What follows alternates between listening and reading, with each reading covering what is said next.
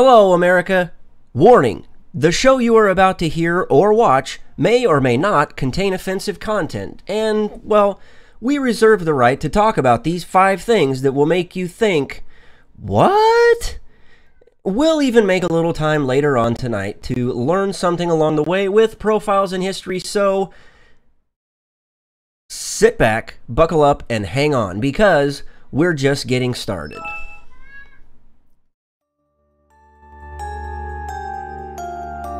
Freedom is never more than one generation away from extinction. You and I have a rendezvous with destiny. You know what time it is, so sit back and get ready for the Stafford Voice, your dose of conservative in a world of liberal. 3, 2, 1.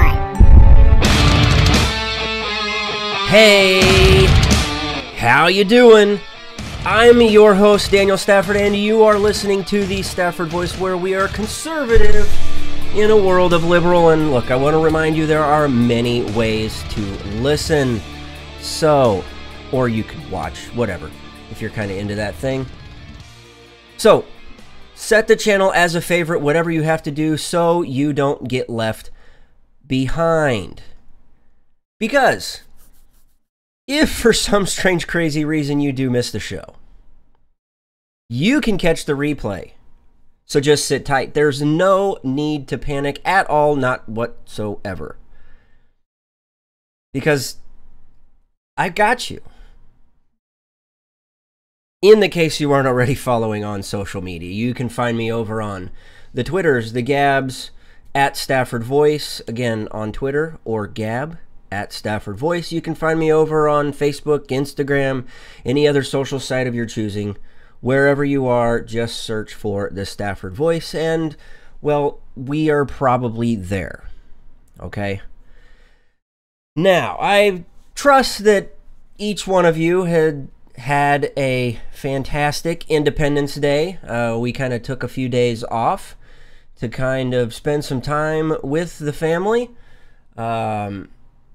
Much needed rest and relaxation, if you will. Some kind of reflection as well. Let me say evening to those that are over on the YouTube chats. We got Refill over there. We got Slick. Tina just jumped in. We got Kentucky Ron. Oh, guys, I hope you are having an awesome, awesome day and evening at that. So, look, I kind of want to take things a little different tonight. Calm down. I didn't say anything. You giggled. I'm not allowed to. The missus is in the room, as always.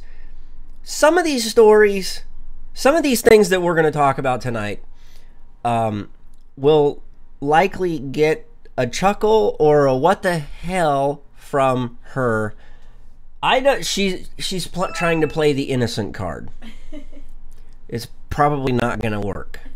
Okay? So, Alan just jumped in the room. What's up, Al?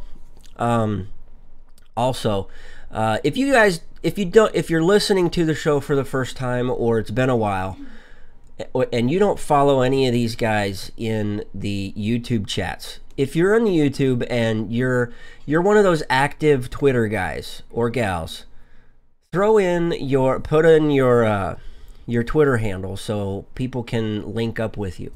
And apparently Slick is not wearing pants tonight. He has moderator duties. I really should have thought about that when I added him as the moderator tonight, but super grateful he wanted to. Super awesome that he wanted to take control of that. Yeah, I don't know. I'm kind of with Ron tonight with that one, TMI. But we want to kind of have some fun tonight. We're not going to talk about Trump. We're not going to talk about the G20 summit. We're not going to talk about Amy Schumer. We're not going to talk about David Letterman. We've got 5, count them, 5 stories that are going to make you think, what the seriously. I mean, I wish I had a mute button, because tonight would be one of those nights. So, without further ado, let's dive into this one with number 5. Number 5 brings us to altered carbon dioxide levels. That's right, we're talking a little bit about climate change. Now, I know we're trying to stay away from a little bit of the whole political thing, but politics gets into everything, and it's even gotten into history and trying to explain this crap, okay? So apparently there was a study that was published online earlier this year, roughly, they say, January 20th, in a journal called the Holocene, or however the hell you pronounce it, where they are trying to say that the Mongol invasion of Asia in the 1200s took enough carbon dioxide out of the atmosphere to offset a year's worth of the world's gasoline demand today. That's right. We're pinning global warming on something that has to do with the Mongol invasion back in the 1200s? What? Okay, so here's what their study looked at. They looked at land use and carbon dioxide in the atmosphere between... I can't make this stuff up. And these people got paid for this study. Serious? Yes! We should be getting paid to talk about this crap. More on that one later. Okay, so looked at land use, carbon dioxide in the atmosphere between the years 800 and 1850. Globally, at the time, humans were cutting down forests for agriculture, driving carbon into the atmosphere. Vegetation stores carbon, so trees and shrubs are what scientists call carbon sinks. But in some regions during certain times, wars and plagues culled the population, disrupting agriculture and allowing forests to regrow. The question, said Julia Pongratz, a postdoctoral researcher at the Carnegie Institution's Department for Global Ecology at Stanford University. That's a flippin' mouthful. BS, if you ask me. That's a whole big title for somebody that's getting paid to study crap. Was whether this regrowth could have locked up enough carbon to make a difference in global atmospheric carbon dioxide.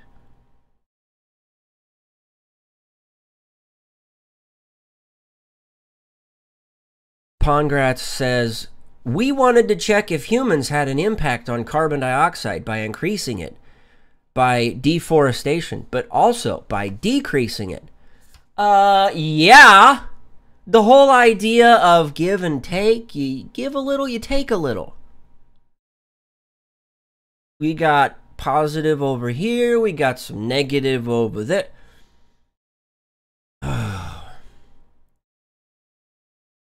Model the effect of, so they did a detailed reconstruction.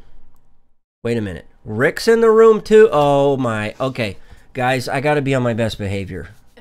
Rick's in the room. Rick's in the chat room. Rick's in the chat room. Okay. Woosa.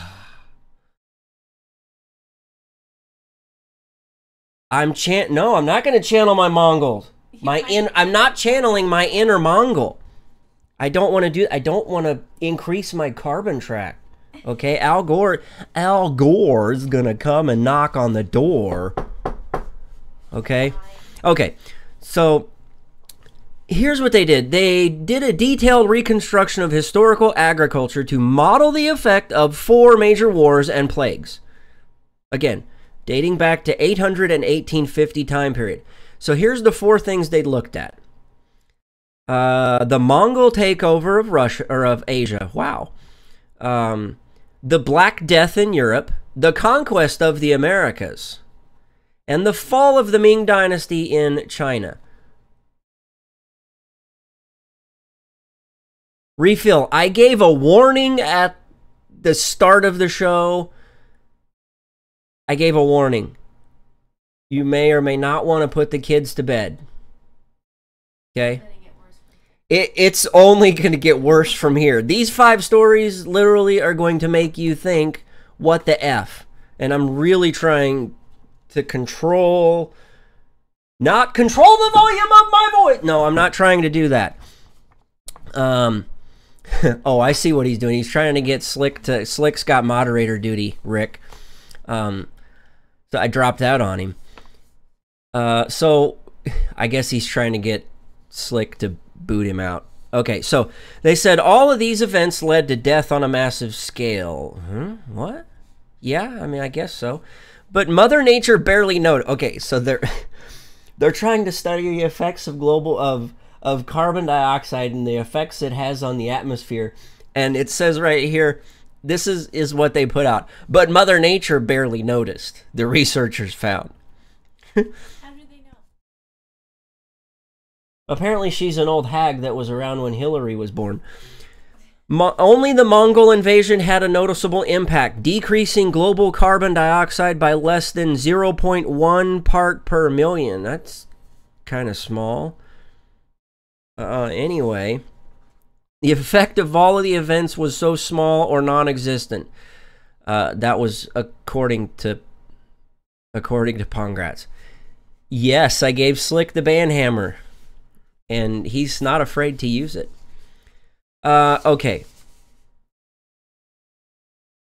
This whole idea that it's the Mongols' fault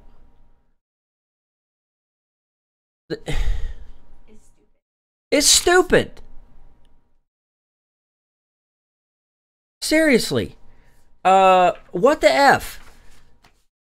Mongol invasion in 1200 altered carbon dioxide levels. Hopefully they didn't use the same data that was being manipulated by all of the scientists in order to prove or disprove or make up their own models for climate change. Okay, climate change is real.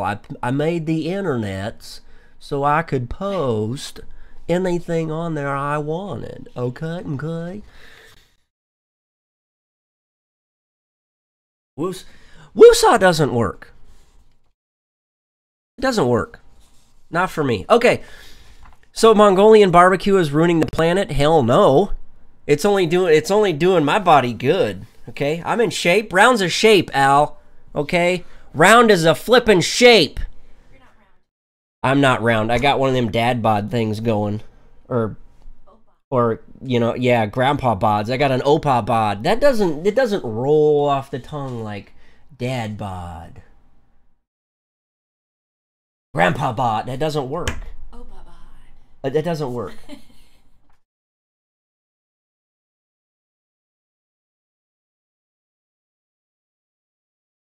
We got to get on with number 4.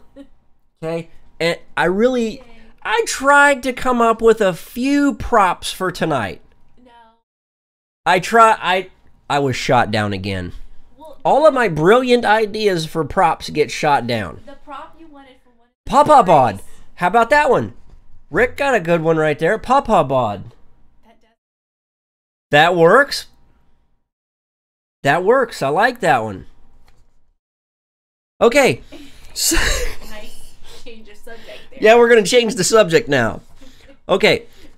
Number 4 on the WTF meter for the night.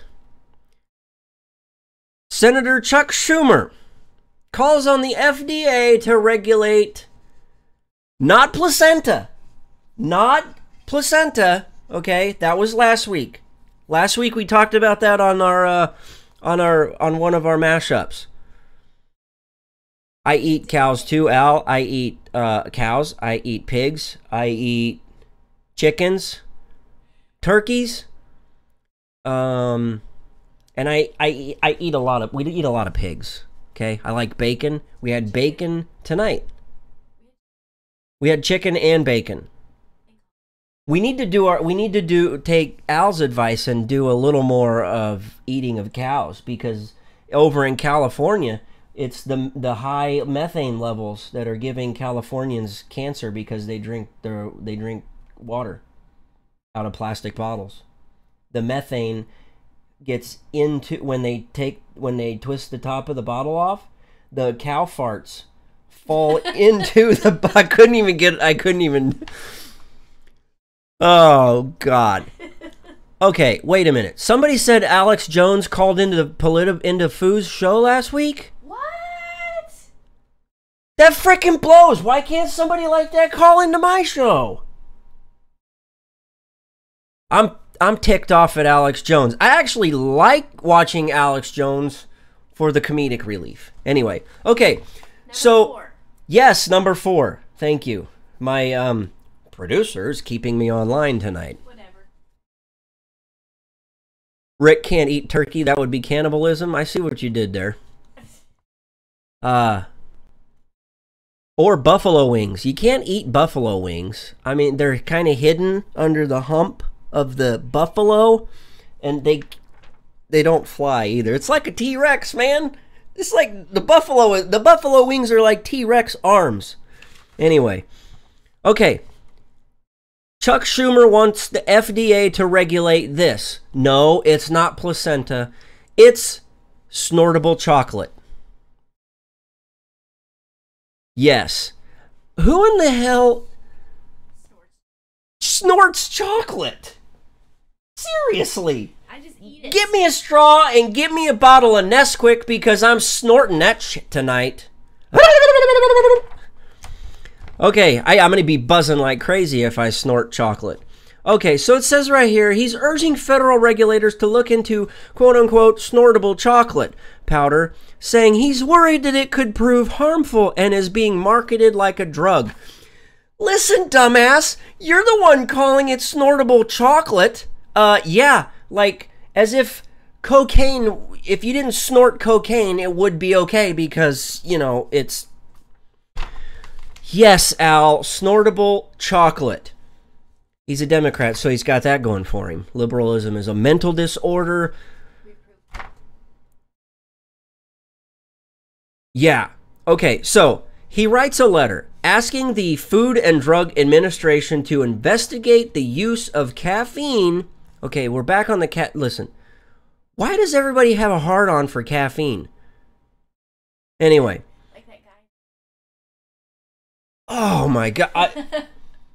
Remind me that later if we have time. So he writes a letter for the FDA to investigate the use of caffeine in inhalable food products such as so-called Coco Loco. Yeah. Rick's hiding his Hershey's powder. Kentucky Ron, he's hiding his Ovaltine. Be sure to drink your Ovaltine. What the hell? You watch your mouth. They make Hershey's syrup for a reason. Well, Hershey's syrup. A bottle of Hershey's syrup in a small glass of Chateau milk. Whatever. Got your old soul. Okay, so here's what he says in a statement. This suspect product has no clear health value, referring to Coco Loco. I can't think of a single parent who thinks it is a good idea for their children to be snorting over-the-counter stimulants up their noses. I can't think of a single parent that thinks it's okay to snort anything up their nose.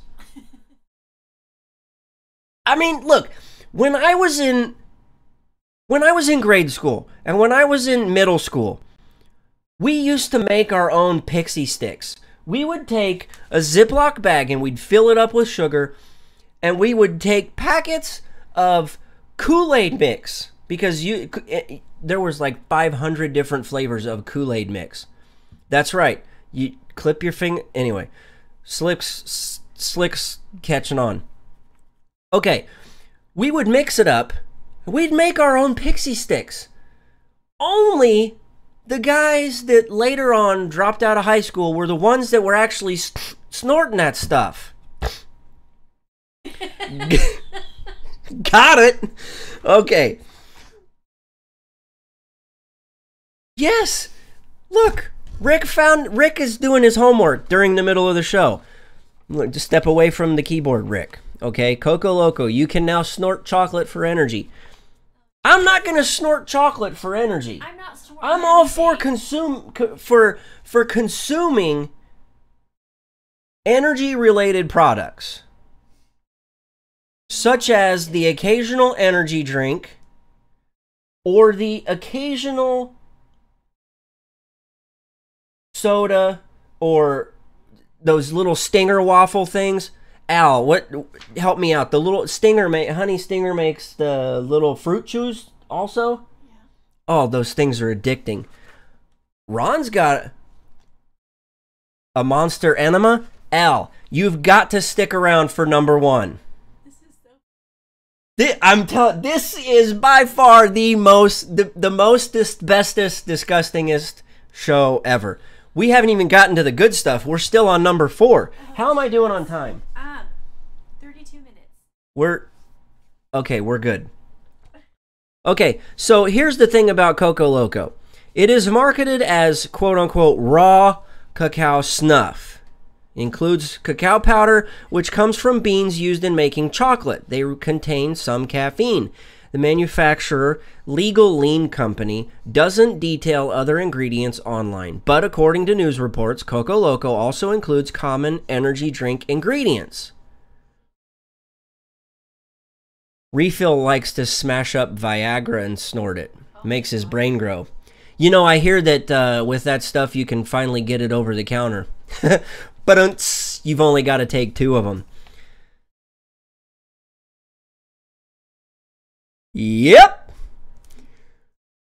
Oh, anyway. Okay, so according to their website, it promises feelings of well-being, mental focus, ecstasy-like euphoria, and a rush of quote-unquote motivation that is great for partygoers to dance the night away without a crash. Obviously, it notes that the claims haven't been vetted by the FDA. Founder Nick Anderson has said he didn't consult any medical professionals, but believes Coco Loco is safe. And then he goes on to say, Al says he smokes Lucky Charms. Everybody's always after your Lucky Charms. Anyway, so Nick Anderson goes on to quote, according to Good Morning America, that is. He says, "There's really no negative publicity. So, I felt we were good to go." Yeah, because even though doctors said there's no certain what the effects are of inhaling chocolate, can we leave it up to chocolatiers to put it in a candy bar? Ron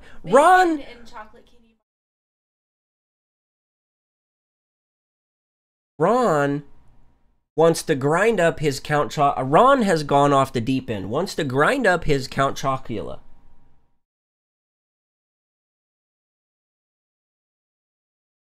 Nope. Alan says you could. The best thing ever would be if you're a child. Obviously, Al, correct me if I'm wrong, but you're kind of targeting this again towards children, okay? What are kids known for? Picking their nose. You can pick your nose, but you can't pick your friend's seat or something like that. We can talk about that later. See what I did there? No. You can write that down. No, I will not. Chocolate boogers. Yes, but these are actual chocolate boogers. You snort the chocolate, pick your nose, eat the chocolate booger. He also says, as a bonus, you can recycle chocolate boogers into Tootsie Rolls. That's gross. Should we move on to number 3? Yes, please. What if we... Okay, so we blamed carbon dioxide levels on Mongol invasions as number 5. Regulating snortable chocolates as number 4. Army John made it to the room. What? What can possibly be number 3? Number 3. Army John just got home from work. John, you haven't missed very much. Yes. You're getting to the good We've only gotten to number 3. Okay? We're getting closer.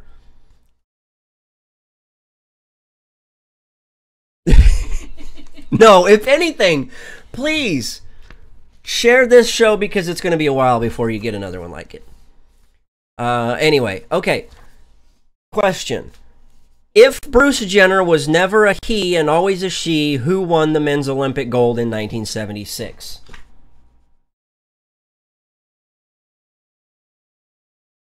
I think it's easier to figure out who's on first than to try and figure out if he was a he, then he was a he, but if he was always a she, then she was he, and thank God that somebody invented the she-we.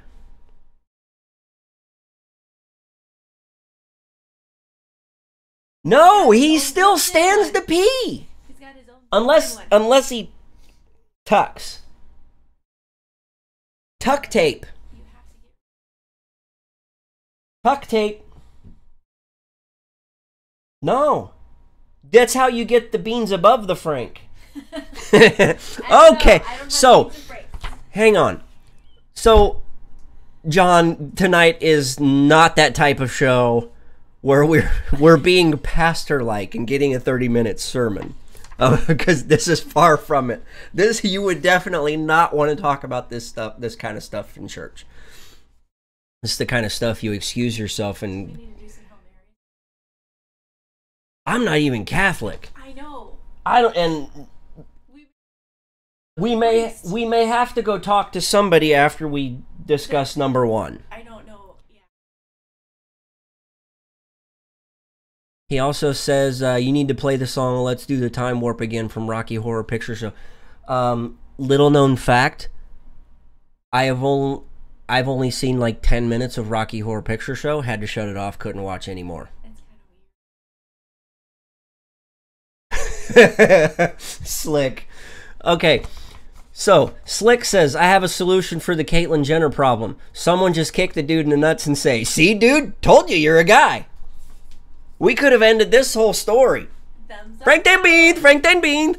Okay, so I guess ESPN has a show called the 30 for 30.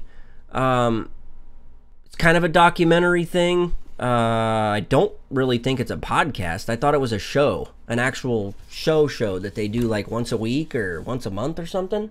I don't know. I don't watch ESPN. Anyway, so their most recent 30 for 30, they sat down with Dan and Dave from the 92 Olympics. And in the interview, the two dared to call Bruce Jenner a he, even though he was still calling himself a he at the time. Are we following? Are we playing follow the leader right now? So Bruce Jenner was a he at the time and is now still calling himself a he, referring to himself when he won the gold medal. Oh, anyway. Okay, so all of that to say this. ESPN had to add a disclaimer to the start of the podcast, much like we had to issue one at the beginning of this one. One note. Here's what their disclaimer says. One note. This episode features references to legendary decathlete Caitlyn Jenner, first to be referred to as Bruce in regards to her decathlete career.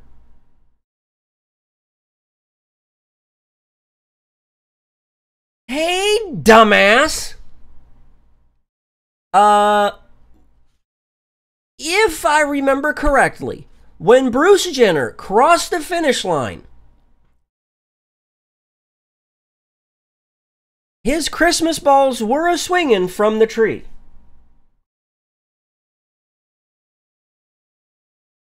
There was no cut. Everything was intact. Yes, it was a he at the time.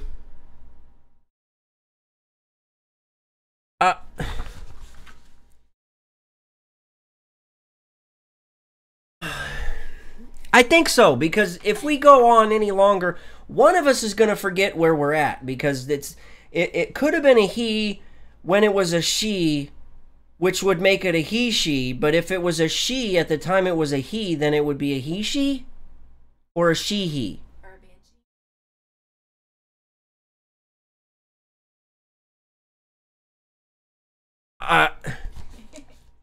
You would think this stuff would be a non-issue, but it's not. This is the crap that we have to put up with. I mean, this is how normal, everyday stuff becomes politicized. Now, wait a minute. Ron is asking he cut his balls off but kept the dick?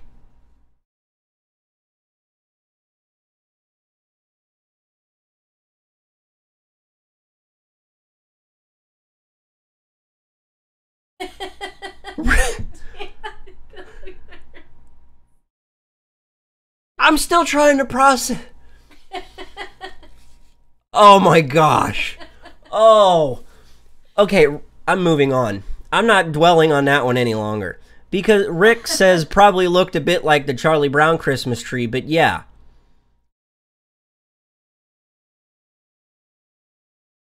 And apparently John, while out on some training, learned what ESPN stands for. This is breaking news. Evangelism of Sports Penis Neutering. You got to tweet that out, John. That's hilarious. But, okay, let's move on to number 2, because it still has to do with the penis. That's right. No, yes, but no. Yes, but no. Okay, we've got to move on. Number 2. On Thursday, the Center for Biological Diversity, a left-wing environmental group, obviously we can get that from the title of the whatever, distributed, quote-unquote, hundreds, okay, of, this is how they actually word it, endangered species condoms at Chicago's Lincoln Park Zoo. Now, the Lincoln Park Zoo is owned by the Chicago Park District and receives a significant funding amount from, obviously, taxpayers.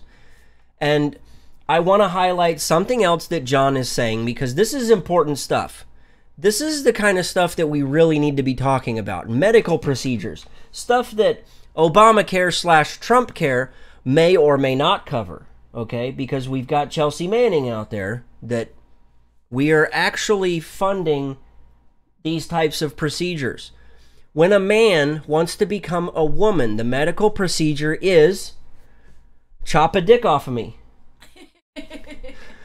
When a woman wants to become a man, it is called an addictomy. No, I'm not serious. Are you kidding me? Nothing in this entire show tonight is serious.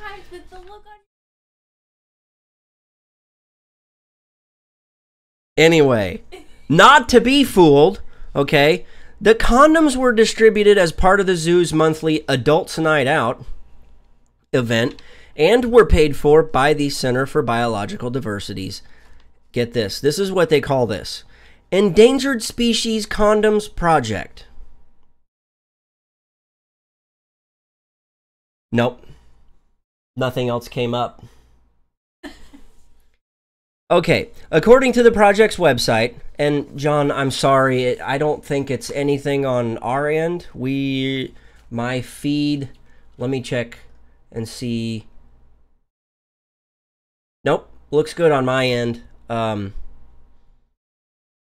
Okay, here's what I'm going to ask you guys. When you guys hear the rest of this story, I'm going to ask you guys something, and I want this to trend on Twitter because I think this would absolutely be hilarious. I'm going to leave you guys up to the hashtag that you come up with.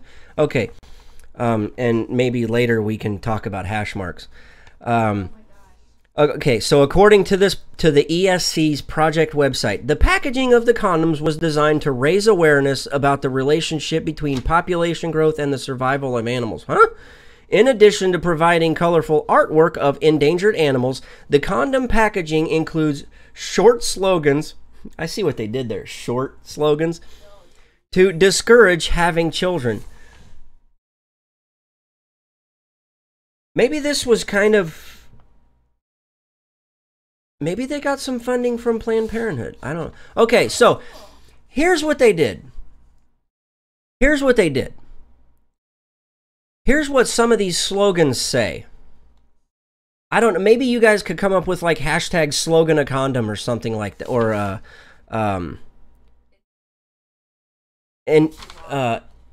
endanger a condom or something. I don't know. You guys come up. You guys are better at the hashtag ideas than I ever will be.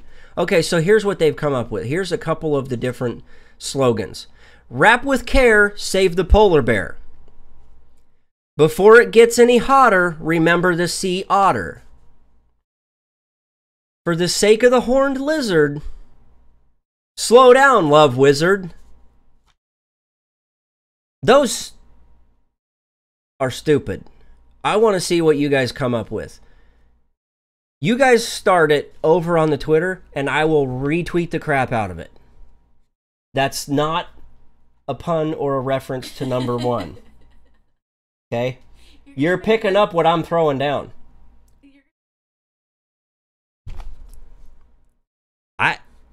So, you guys can trend it on Twitter. I don't want any credit or anything. I want to see it. I want to see what you guys come up with. Okay, so they go on to say that the CBD hopes through its efforts people will have fewer children or no children at all. Again, I think they're kind of sponsored by Planned Parenthood here. To help endangered species. Quote, our runaway population growth is too often ignored by the public, the media, and even the environmental movement. Endangered species condoms offer a fun, unique way to break through the taboo and get people talking about the link between human population growth and the wildlife extinction crisis. In a press release for the event, this stuff, you cannot make this stuff up. Slick says if his junk looked like a horned lizard, he would seek immediate professional help. Wrap your willy before you mount that filly. That's pretty good, Refill. That's pretty good. That's pretty good. These condoms sound like a disaster. Yes. Okay. But this even gets better. This gets better, and that's kind of why we picked this as number 2 before number 1.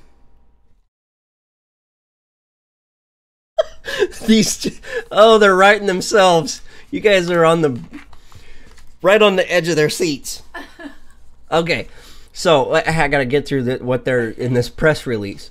They said the condom giveaway is the debut of CBD's quote-unquote pillow talk. It's an educational outreach program which is meant to instruct people that family planning can protect wildlife.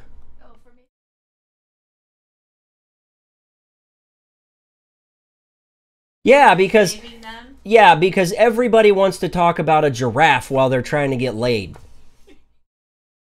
Nobody wants to talk about a flippin' tortoise. Or an elephant. Okay? Nobody wants to talk about bears or monkeys when they're having sex. It's just not a talking subject. It's not. No.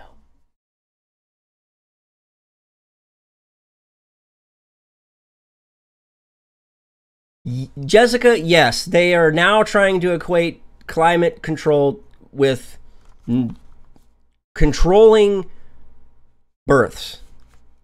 I really don't even know how you want to say that. Okay, so they continue on to say, As our population grows, the urban sprawl and agricultural development destroy wild spaces, species we know and love, and pay the price. People may recognize that we're crowding out monarch butterflies and horned lizards.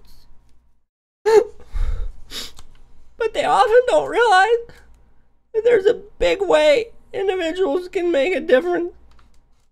And this is through Pillow Talk.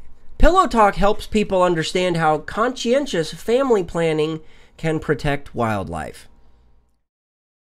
Al over in the chat room on the YouTube side, he says, "Hey baby, before we fool around, do you want to know why my condom looks like a crocodile and has a stupid slogan?" Yeah, get your motor running. Head over to the bedroom. That is definitely not a podcast I will be listening to. Pillow Talk. Unless it was Dr. Ruth. Anyway, that little freaky woman, she'd probably take your head and right into the pillow. That's a little dangerous to the ears, Refill. Okay, wait. What did Refill say that's dangerous? True story, I'm buying someone a machete. Do you know where we can get a shoulder where we can reach over her shoulder to reach, almost like a sword? Oh, a machete holster. Oh.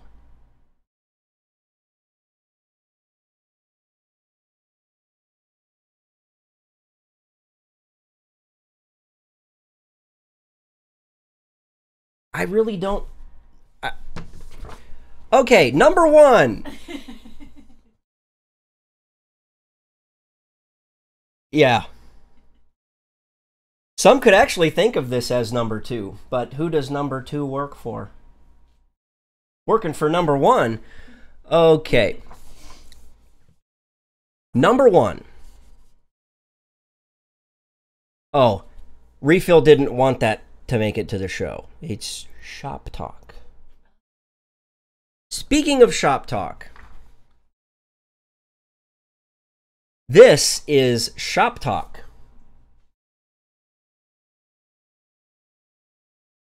Yes, Shock Talk.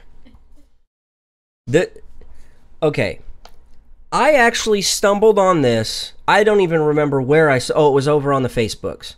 I saw this on the Facebooks, and you guys lit me up. My phone blew up with notifications on Facebook because I linked to this. And that's why this actually made number one. Okay. This is the most trending article right now over on teenvogue.com. Let me repeat this. This is the number one trending article on Teen Vogue. Teenvogue.com. Okay? So this that we're getting ready to talk about is targeted towards roughly, what? Yeah, 13, 14-year-olds to 18-year-olds. I doubt a 19-year-old is going to be reading Teen Vogue. I doubt even an 18-year-old is. Yeah, probably more like 13 to 16. Yeah. Okay? Teen Vogue, their most trending article. This is the headline. Anal sex. What you need to know. How to do it the right way. You know, it's like Anal 101 for teens, beginners, and all inquisitive folk. They go on to say, and believe me, I had to actually subject myself to reading this article. Show research.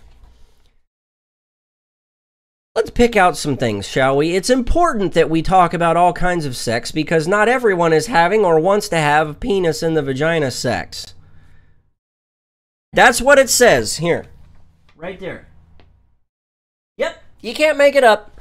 Okay, let's go on to say, obviously there is a lot of stuff on the internet about anal. We don't suggest you Google it right now. But most of what you'll find is either porn or advice for experienced sexual persons looking to try something new. What about the teenagers? What about LGBTQMNOP? Young people who need to know about this for their sexual health.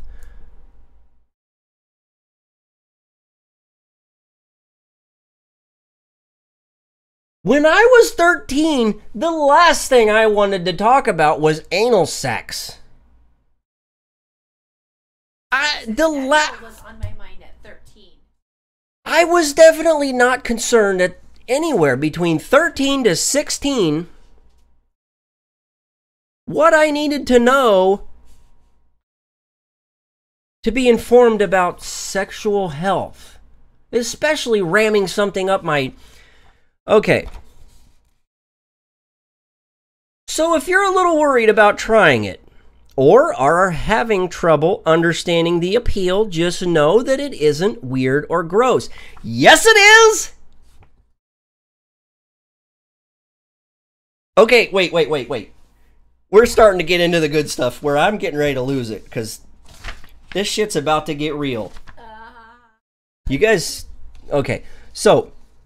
I'm quoting from this article. This is absolutely ridiculous. And Al, I was the same way. When I was 13, I was pretty excited about kissing a girl. Yeah, hell, I mean, I was excited that somebody just wanted to hold my hand. I mean, oh, she touched my hand. I'm quoting from this article. The anus is full of nerve endings that, for some, feel awesome when stimulated. The opening of the butthole. Can't even read it with a straight face. No, but it actually says this. The opening of the butthole is where the nerves are most condensed. So you don't have to put anything that far up there if you don't want to for it to feel good. That being said, anal, like all sex acts, is not universally enjoyed by everyone, and that's totally okay. No, it's not. That's not what it's for. That's not how this works at all. No. I think I totally lost them. They're talking about holsters and all kinds of other stuff in the chat room. Listen, you guys are suppressing everybody else. Rick says he feels dirty. It's okay. It's okay because you can take a bath right afterwards and explore for your own self. And you can answer for yourself whether there's a lot of feels down there or not, if you know what I mean. Okay. Whether you are planning to give or receive anal sex, a conversation must take place beforehand. Obviously, I was suspecting that was number one on the tip scale. Tip number one, always ask before you ram something up someone's ass. Yes! Nothing says stick your dick up my ass like a crocodile condom.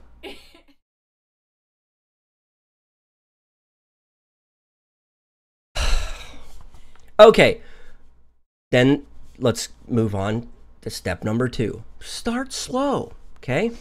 Never put any toy up your butt that does not have a flared base. You do not want to lose anything up there. This rectum is expansive. No, you just cannot poop it out. Oh my god.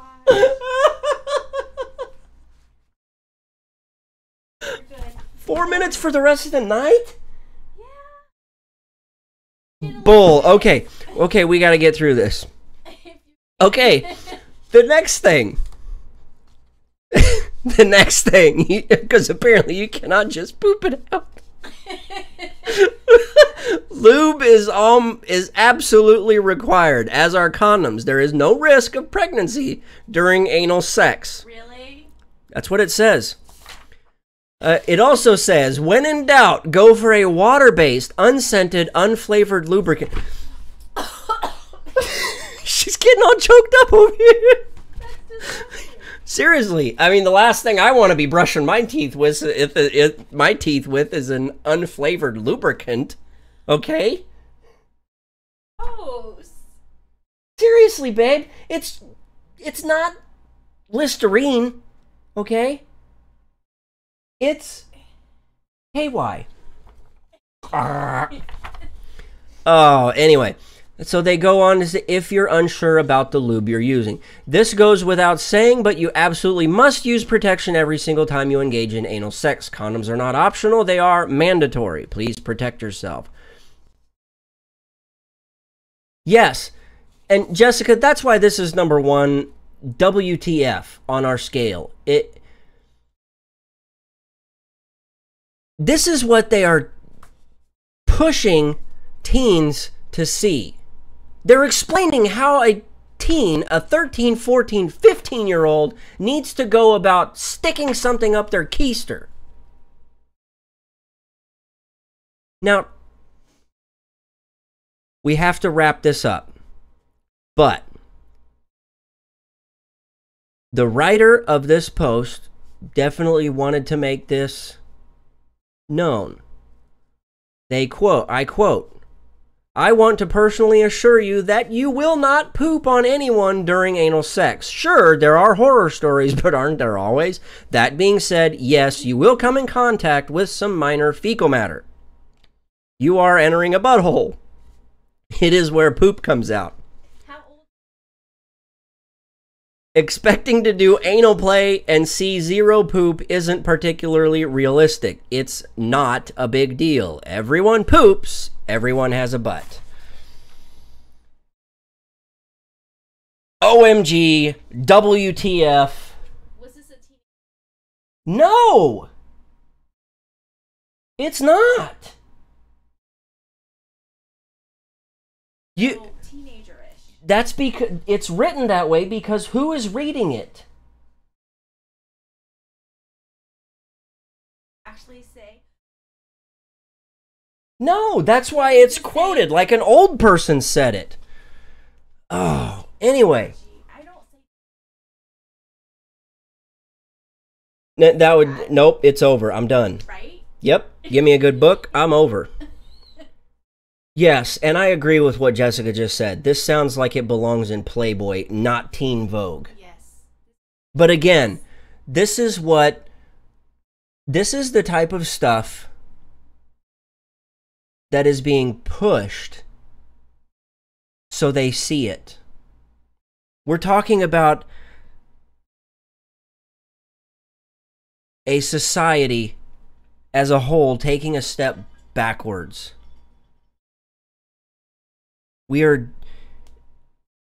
I'm not even going to go there. I'm not going there. How much time do we have? We got 20 seconds before the thing goes off. Okay, so we're going to wrap up this portion of the show. I will end on time if that's what you're worried about. But if you also want to stick around for the... if you want to stick around for Profiles in History, please stay tuned for the After the Show, and that's when we'll cover Profiles in History. How about that? I at least owe that to you guys. And that sound that you heard is the sound telling us that is all the time we have for this week. God willing, right there. God willing, the Stafford Voice will be back next week. You can follow me over on Twitter or Gab at Stafford Voice. You can look me up on Facebook as well by looking for the Stafford Voice. Email your questions, comments, concerns, or anything else that you think is worthy of making it to the show to thestaffordvoice@gmail.com. Again, that's thestaffordvoice@gmail.com. I want to thank you so much for your time. And until next week, thanks and God bless.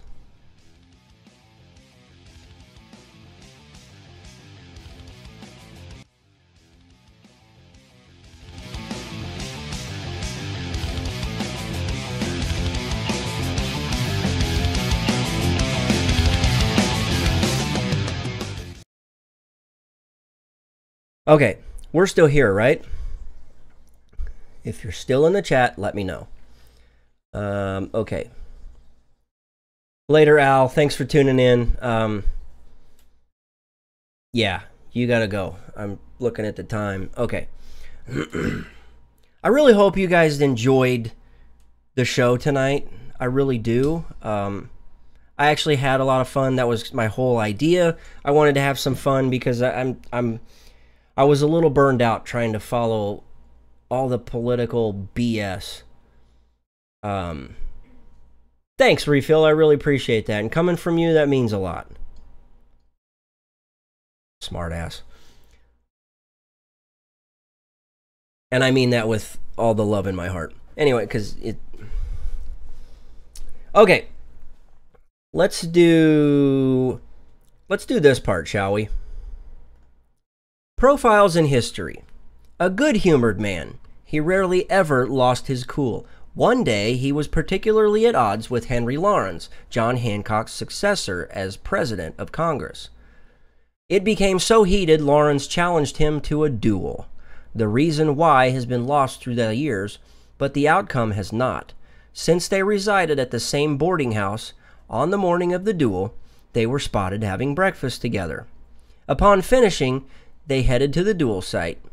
As they were crossing the street, he reached out his hand to help Laurens across a large puddle. Something must have clicked in both men that caused them to realize the ridiculous thing they were about to do. Amends were made, and the duel was averted. John Penn was born on his father's small plantation just outside Fredericksburg in Caroline County, Virginia, on May 17, 1741. He was an only child, and the family appears to have been well off. However, Penn's father didn't think much of book learning, so he provided John with only 2 or 3 years of education. His father died when Penn was 18, leaving him an inheritance and a realization that he could barely scribble his own name. Looking for help, he befriended his lawyer uncle, Edmund Pendleton, who at the time was a justice of the peace. At the time, according to Jefferson and Adams, Edmund had one of the best private libraries in the colonies. John would use this to his advantage, and in the span of only 3 years, he taught himself how to read and write and began working at Pendleton's law practice. By the age of 21, his hard work had paid off as he was admitted to the bar. Penn began his law practice in Bowling Green, Virginia, where he would marry Susanna Lyme on July 28, 1763, and together they would have 2 children. He practiced there for about a decade before they moved over the North Carolina border to Granville County, just northeast of Durham, near Stouffville. About a year later, he had impressed his new neighbors so much that they sent him to the Provincial Convention for North Carolina. By 1775, he was on his way to Philadelphia as a delegate for the Continental Congress. By 1776, events were hastening towards independence. On February 12, 1776, while still in Philadelphia, Penn wrote a letter to Thomas Person, Brigadier General in the North Carolina militia, expressing his feelings about the importance of the struggle. In his words, we hear obvious passion, quote, "For God's sake, my good sir, encourage our people, animate them to dare, even to die for their country. Our struggle, I hope, will not continue long. May unanimity and success crown your endeavors." 2 months later, in April, North Carolina held a critical meeting in Halifax, at which the colony's leading men became convinced that a break with Britain was not only imminent, but necessary. In a document called the Halifax Resolves, the body instructed Penn and his fellow delegates, William Hooper and Joseph Hughes, to vote for independence. John Penn signed the Declaration of Independence on August 2nd, and a few years later was still a delegate and signed the Articles of Confederation. He was only one of 16 signers to do so. By 1780, the British were taking the war to the south. Penn returned to North Carolina in 1780 to join the defense. In August, he was made one of the 3-member Board of War, which had great powers to recruit troops and raise money. The other 2 board heads left most of the job to Penn, who used his almost dictatorial powers with effectiveness and restraint. This, of course, made him enemies among civilian and military leaders. In January 1781, the North Carolina legislature dissolved the War Board. Penn was asked to serve on the Council of State, but because of his declining health, he refused. After Lord Cornwallis's forces withdrew to Virginia and eventually surrendered, Penn spent the remainder of his life with his family and practicing law. At his home near Stovall, North Carolina, on September 14, 1788, at the age of 47, John Penn passed away. And that is this week's Profiles in History. Whew. Interesting guy. Very, very interesting. Pretty much a self-made guy. Self-taught, self-learned, self-read. Taught himself how to read, write, do arithmetic. Wow. We don't have a lot of guys like that anymore. Why? I think you kind of get it after we talked about the 5 things that make us think WTF. Now again, I kind of set this show up like this for a reason, because it really highlights guys like this. You know, when you look and you cut through all of the ridiculous BS that is being thrown in the face of our children, in front of our young men and women, in front of our own eyes, it's blasted across the radio. We see it day in and day out. On TV, traditional media outlets thrive on advertisers that push these types of products, like Teen Vogue.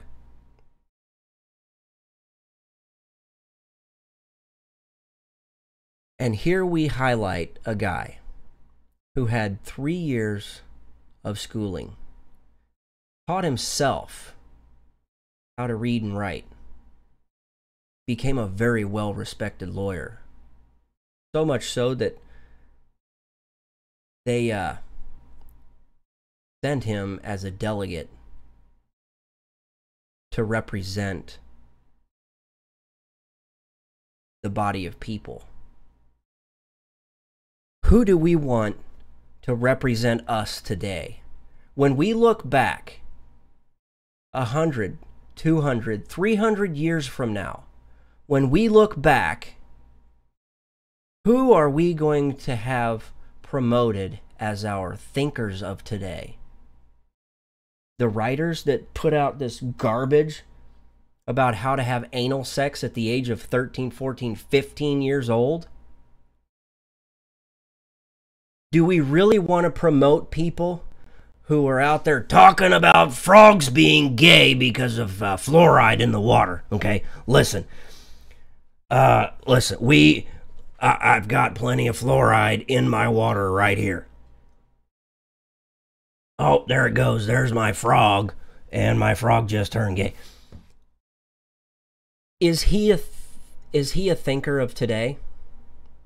Who do we want to promote?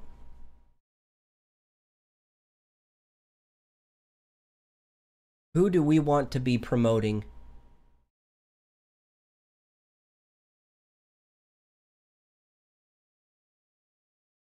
200, 300 years from now, when they look back, who are going to be the ones that stood their ground?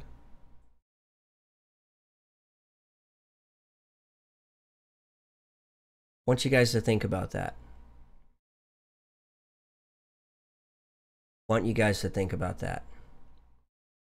John, maybe I need to have you on the show so we can talk about that. Decimating society through media. That's a good topic. Fantastic topic. As a matter of fact, you know what? Hit me over up on Twitter in some DM, and as a reminder, let's talk about that. Decimating society through media. That, I think, is something we should really talk about.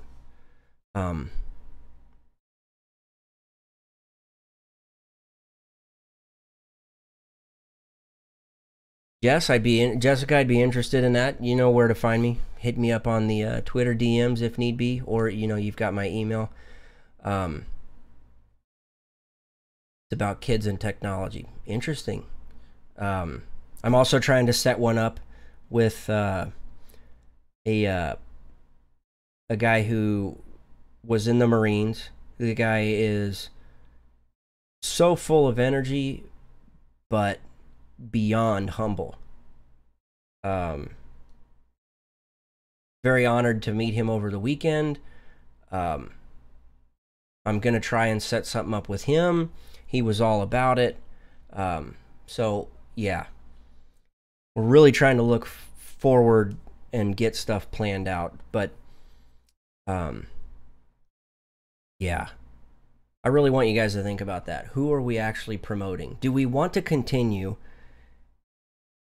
giving the podium to the people that are currently right there with it? Or do we want to promote someone else? I know who I'm standing behind. I know who I want to get behind. Thought leaders. People that aren't afraid to think outside of the box as well as inside of the box, and both at the same time. I surround myself with people that I hope to achieve that level of thinking. I'm not the kind of guy that wants a lot of credit for anything. I just want to make sure that we don't continue to go down the rabbit hole that we've been put on over the last 8 to 20 years. It's time to put a stop to it.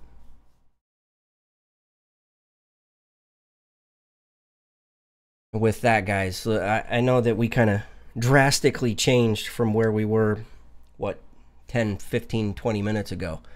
But I think that needed to be said. And with that, I really want to thank you guys for tuning in. Slick, thanks for taking over the moderator controls tonight. Really appreciate it. Yeah, I will see you guys over on the sphere of social media. Until next time, guys. Listen, you guys are more than family. You guys are. I'm really getting kind of emotional right now because this stuff really means a lot. And I just want you guys to know how much you mean to me. You guys are awesome. Really. You guys, more than... Rick, why are you not doing your show? How are you not doing your show? I ended on time for you.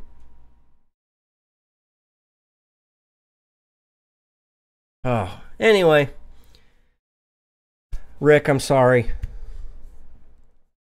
But, look, I really want you guys to know how much you... Oh, that's right.